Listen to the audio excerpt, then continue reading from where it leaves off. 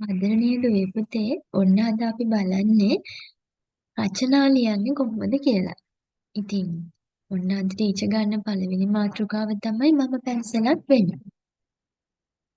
මේ රචනාව ලියනකොට අපි ලියන්න ඕනේ මම පැන්සලක් වුණාම නැත්නම් වෙනවා නම් මොනවද අපි හිතන්නේ කියලා.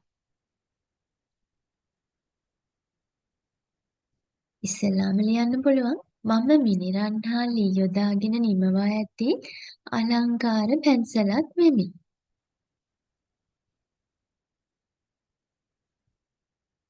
ඊළඟට ලියන්න පුළුවන් මම පාසල් දරුවන්ට අකුරු ලිවීමට උදව් කරමි. මා අතින් නිමවන විශිෂ්ට සිතුවම් දෙස බලා මම සතුටු වෙමි.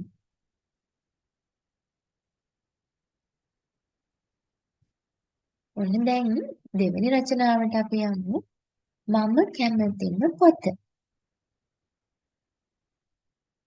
ඔන්න ටීචර් ලියන්නේ මුලින්ම මම කැමතිම පොත මඩුල් වීම වේ.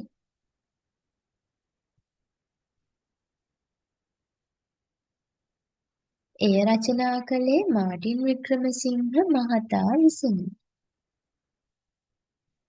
මෙම පොතේ ජිනපාල සහ උපාලිගේ චරිතවලට මම ඉතා ප්‍රිය කරමි.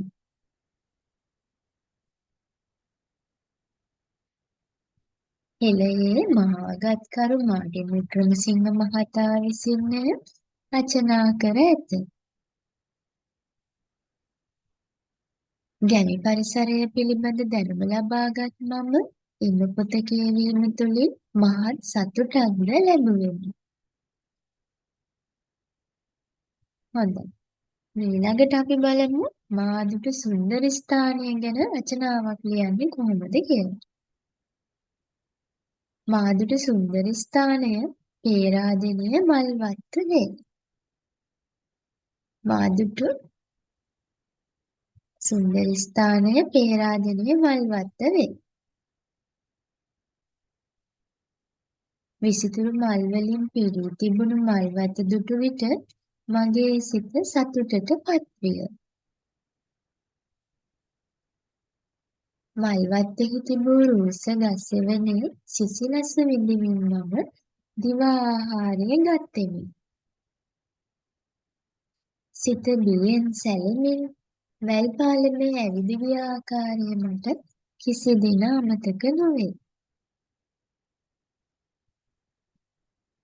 ඊළඟට මගේ රට සුන්දරයි කියන මාතෘකාව යටතේ කොහොමද රචනාවක් ලියන්නේ කියලා බලමු.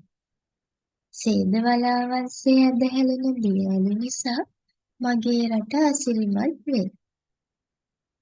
නිල්වන් මහ සයුරින් වට වී ඇති නිසා මගේ රට සුන්දරය. අතීත මුතුන් මිත්තන් ඉදිකළ ඓතිහාසික ස්ථාන නිසා මගේ රට සුන්දරය. සියලු ලක්වැසියන්ගේ එකමුතුකම නිසා මගේ රට තවත් අසිරිමත් වේ.